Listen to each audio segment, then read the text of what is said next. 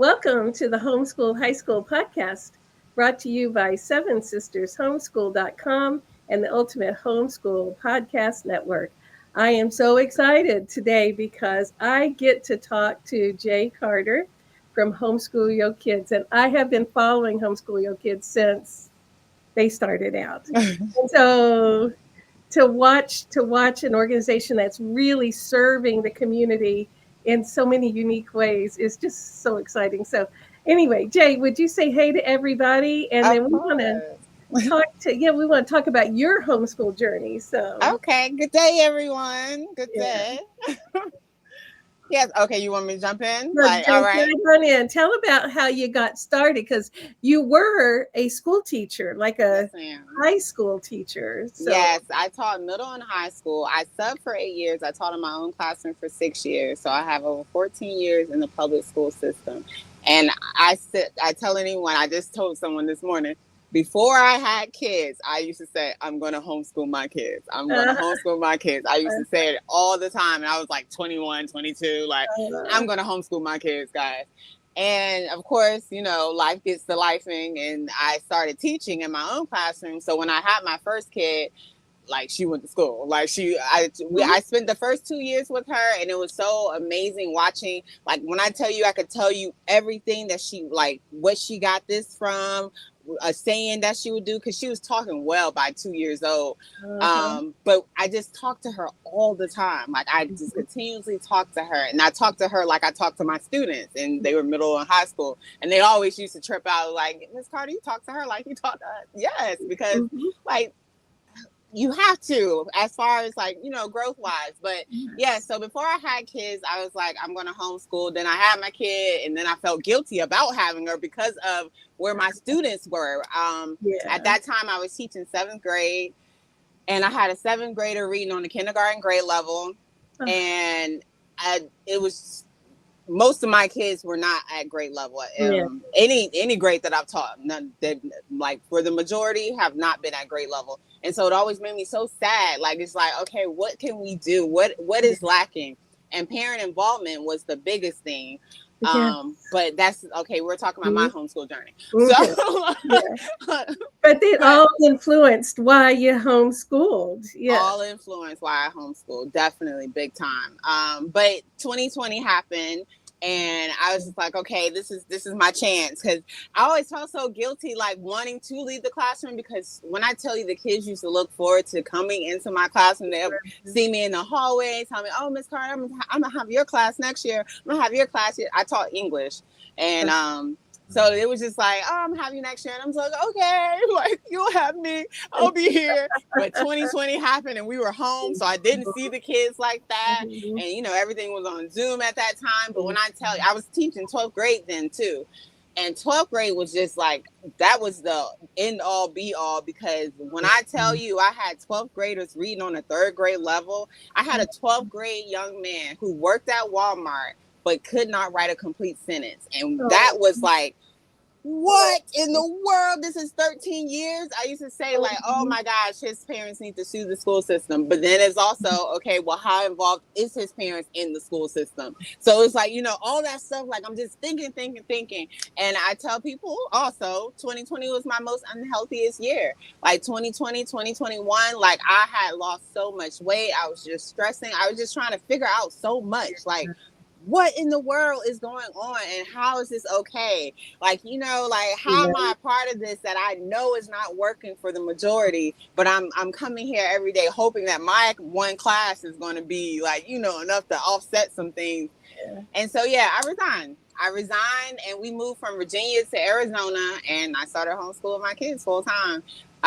When I first got there, I started the app, and okay, but okay, look, Yeah. ask your questions. So when you yeah, well, thank you for all that time in the classrooms because you are a sparkle teacher if students see you in the hall and say you'll be my teacher next year. But then you have kids of your own and you want to make Yes. sure they got that sparkle. So what grades were your kids in when you started then the homeschool Um, journey? my oldest was in first. Well, she went to kindergarten and first grade in public school. So she was in the second when I started full time, Yeah. and my youngest never went to public school. She's 8 now. Uh-huh. And so and I like her. Okay, so my oldest, that was another spark. When I went to her open house, first of all, I thought the lack of parent involvement was just with middle and high school because I had the older kids.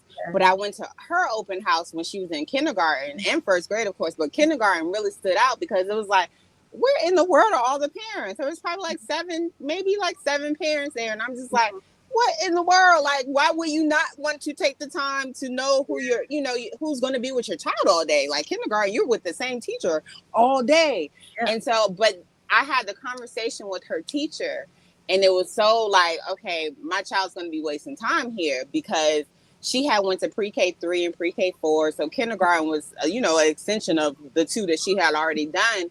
But she told me, her teacher's like, she had maybe like 25 kids the previous year. And she said 9 of them had never held a pencil before they came to kindergarten. And I was like, what? And so, so that made me think like, okay, well, where are you going to start? Are you about to start with holding pencils? Because, my child's been writing and drawing and all this stuff, for the last 2 years. So it's just like, okay, that was another like, like, no, we got to do something.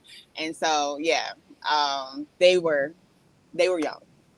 Well, so you are a natural born involved parent. Yes, because I had to be like, I saw so many examples of parents not involved. Like just the conversation with my students was enough to let me know that I will always talk to my kids, like always. And it started when they were babies. You're Yes. talking to them and having conversations, and they go to kindergarten and they already know how to hold a pencil. Yes. So you're just made to be a homeschool mom. That's just I what suppose it does. It definitely takes a lot of woosah and meditation, and let me talk to myself a little. It takes a lot of coaching. I tell you what, yeah, well said, because it's not an easy job for sure, and 24/7 job. So it's you don't just go to work and then come home at 3:30. So how on earth did you get started with Homeschool Yo Kids? Because it's really like taken off and making an impact in the community. So what was the idea for that? I felt guilty about leaving the classroom. Like I had wanted to be a teacher since 5th grade because of my 5th grade teacher and how impactful she was, Miss Crawford. Shout out to her. I've mentioned her a couple times on my podcast. But yeah, she was so impactful to me that I've always like, that was my whole thing. I'm gonna be a teacher. I'm gonna be a teacher. Even though I stopped liking school in like 8th grade, I was still like, I'm gonna be a teacher. And when my friends found like, yo, you're really a teacher, they were all like, yo, you're crazy. Because I slept through high school. I tell people else, I slept through high school.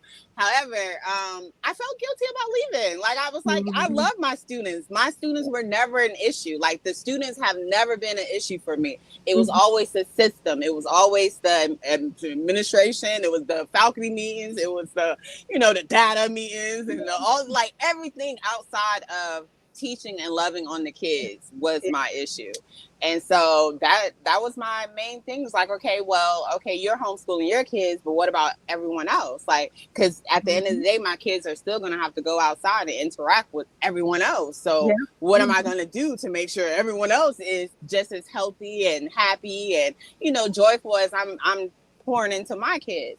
And so that's why I moved to Arizona, and the app was the first thing. It was like, but Vicki, I had to get with times though, because at first I wanted to create a workbook. I was like, okay, I'm gonna create this workbook that shows everybody, like, and I was like something clicked. It was like, girl, don't nobody want no workbook. Make an app. And so I created the app to show, the state laws, the requirements, links to groups, and just everything you would need to start your journey in homeschooling if that was something you wanted to do.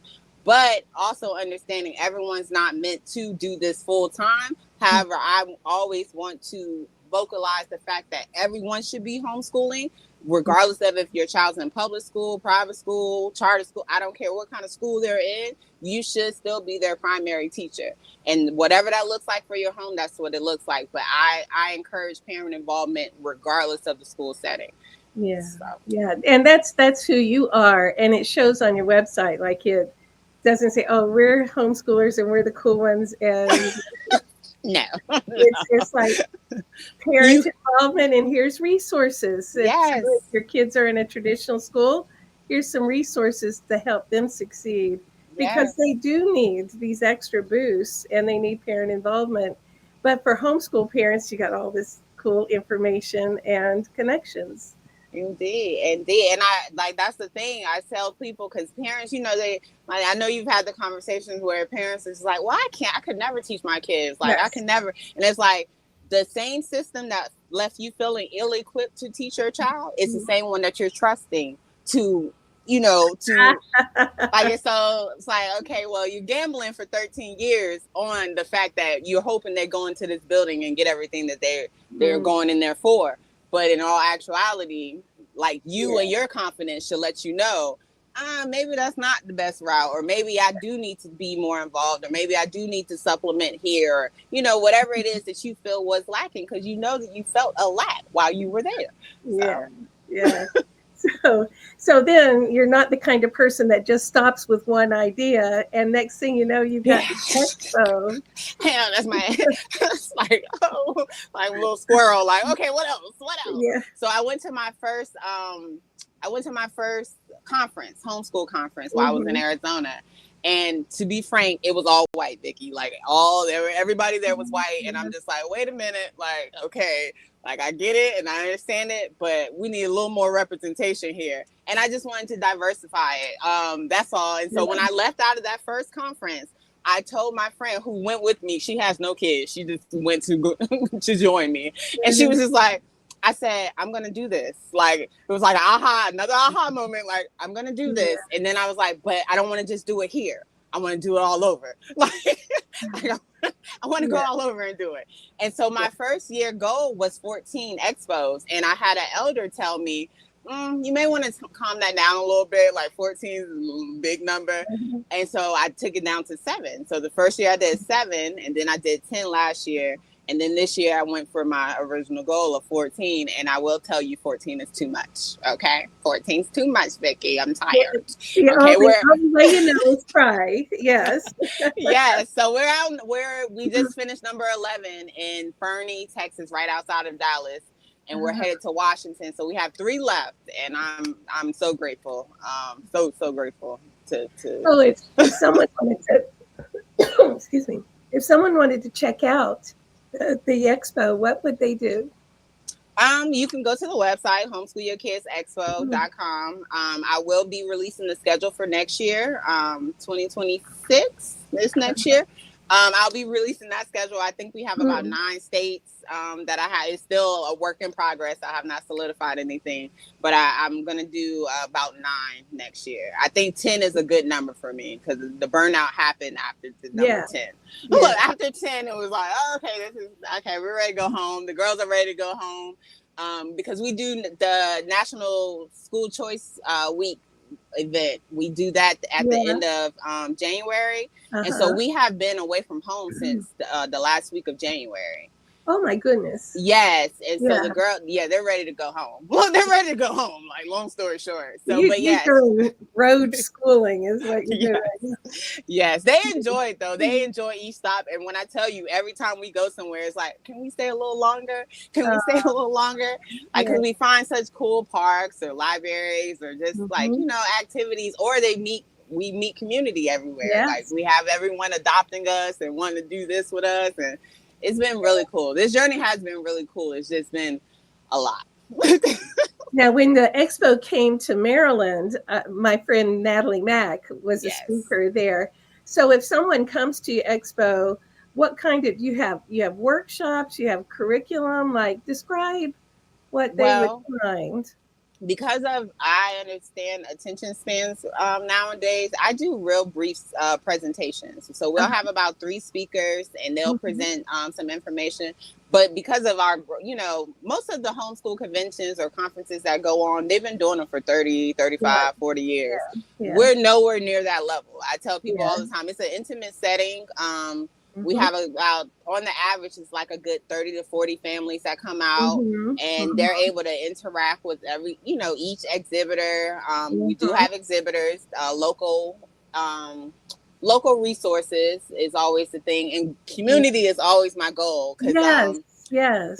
that's what Mm-hmm. everyone's looking for. It's like, okay, well, Yeah. I'm about to jump into this new world and I don't know anything about it. I just need support. And so I'm Yeah. always trying to invite co-ops or just any kind of local homeschool organizations that can help Mm-hmm. families. I've had co-ops started at the expos, which has been like, Oh. hey, this is like, man, Oh. right? It's like, oh my gosh, guys. So I love that, because Yes. this is not something meant to be done alone. Yes. So it's Yes. just like, okay, that's my main thing, like making sure that parents feel Mhm. supported. And I tell people quickly, like, just tell me Yeah. what you're looking for and I'll find Yeah. it. Like, email Okay. me what you're looking for. Tell me the age of your kids and I'll Oh, find it for you. Yes. yeah. So, and that leads to not only do you have the app and the expos, but you have a website, so you're easy to find. Yes. So, Yes. Yes. and your podcast, and so I have been enjoying. I have short attention span, so I watch the clips, you know. So, Yes. Yes. And I'm grateful for the clips, because the podcast is like an hour long, because I yeah, be having so many questions myself and I like to learn. I love talking to people. Like I'm yeah, enjoying this, Vicki. I'm, yeah, normally on the other side, but I love talking and hearing about people's journey as to why yeah, they're doing what they're doing. And so yes, that's what I spend like the first 30 minutes. I'm like, okay, how do we get here? How do we get to you doing this? And then if they're homeschool families, I like to know about how their homeschooling is and what hmm, they do, because none of them looks the same. Everyone's homeschool journey is so different, and I love that. And it's so reassuring to parents, like, oh, okay, I can really make this work for us. Like, it doesn't have to model anyone else's. So I love that. But and yeah. it's really, your podcast has been such an encouragement to me because except for Amber, the heritage mom, Yes. all the other folks are new to me, and their Really. resources have been new to me. And I go like, oh, new friends, because Right. we're all in this homeschool journey together. Yes, So ma'am. one thing, Jay, is, you mentioned going to the homeschool conference and you look around and it's all like, I tell you what, 30 years ago, when my friend and seven sister Marilyn and I were in our state leadership, we had one of the first homeschool like conferencey things. It was small. It was, new to Delaware at that time. And so we have like probably 150 or so people in this big workshop that we were doing. And we looked around and it was all white folks. And Marilyn looked over at me and she said, "We got to do something about this." and, Yes. and here we are 30 years later, like we are all in this homeschool adventure together and we all Indeed. need to be supporting each other. So I am glad that we got connected and that Yes, ma'am. and thank you for the adventure, like being willing to take homeschooling on the road to new people and new places and help them build community. Like this kind of stuff matters. Thank you. Thank you. It's really rewarding, because like I tell people, I'm going to show up even if it's two people there, but it's really nice to hear the appreciation from the attendees when Yeah, I'm there. Like, they're yeah. just so appreciative. Like, oh, I'm just like with the Texas one we just had. She was brand new. She drove 6 hours to come. They woke up Oh, like 4 o'clock in the morning and drove 6 hours to oh, come. But she was like, I'm a new homeschool mom, and I don't know where to start, and da da da. And she was just like, she got to ask the questions that she needed to ask. She bought yeah, the stuff that she wanted to buy. Like, she just felt really supported yeah, afterwards. And I was just like, see, that's what this is all about. Like, I yeah, love that, because it's meant for who it's meant for, but it's just a reminder of, okay, if this is not working for you, baby, understand that there's choices. You have choices. I don't want anyone to ever think they have to do something. That word is always, oh, I have to do this, or it's mandatory. I had someone in New York tell me that they didn't think you could homeschool after COVID. She was like, I thought that was only during 2020. I didn't think you could continue to do that. So it's just like, okay, that's fine. Look, that's why I yeah, keep talking to people. That's why I keep talking to people. Here, take a card. yeah. So, Well, and I appreciate that. Like we firmly believe there's not one right way to homeschool. no. And so if someone says you have to do a certain thing, we go like, we're homeschoolers. Yeah. Right, exactly. I So thought this was about freedom. I thought it yeah, was. yeah. All right, it just popped into my head. What if someone's listening to this episode and said, "I would love for the expo to come to my area"? How would they get your attention? They could definitely email me. I have it because I post in a lot in Facebook groups as far as Mhm. marketing goes. And I do get those requests all the time, like, oh, we need this here. We need this. Can you come here? And Uh, sometimes they just missed us because we have went to that space or that air, that oh, state already. yeah. And I'd be like, oh, well, we went there last year or we went there to 2023. But we'll spin the block. We'll come back. But just give us a little time because I can't, like I said, with the 14 this year, I know my limits now. And Right. I cannot go everywhere, but I am trying to brainstorm in a way of how can more, like, just even if it's just Yeah. a homeschool mom who's been homeschooling however long and she wants to do it in her area and she just needs some support from me.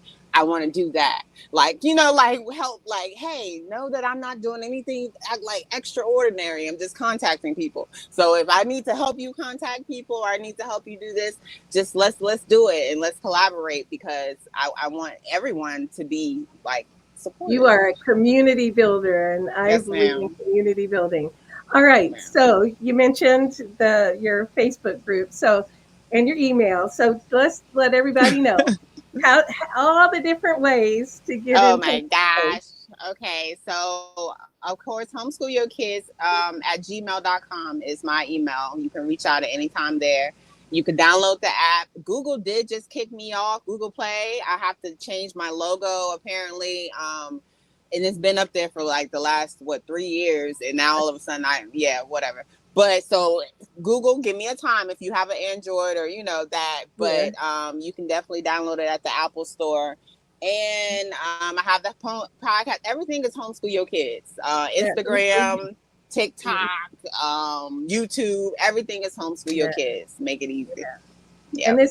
this is about community, and I Always. really, really blesses my heart. So everybody, check out Homeschool Yo Kids, and you are going to love the opportunities. All right, looks like a good time to wrap things up. So, Right. okay, Thank you so much, Vicki. Thank yeah. you. All right, so this has been the Homeschool High School podcast, brought to you by Seven Sisters Homeschool.com and the Ultimate Homeschool Podcast Network. Thanks to Seth Tillman for editing, and we'll see everyone next week.